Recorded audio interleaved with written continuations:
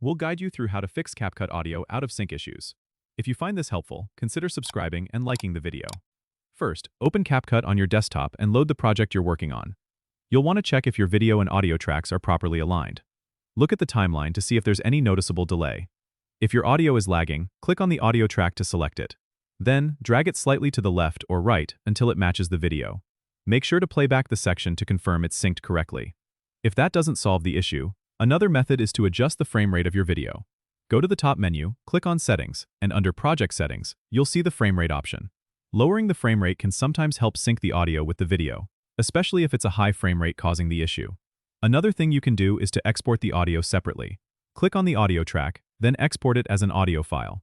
Once exported, re-import it into the timeline and manually sync it to the video. This can sometimes fix any alignment glitches.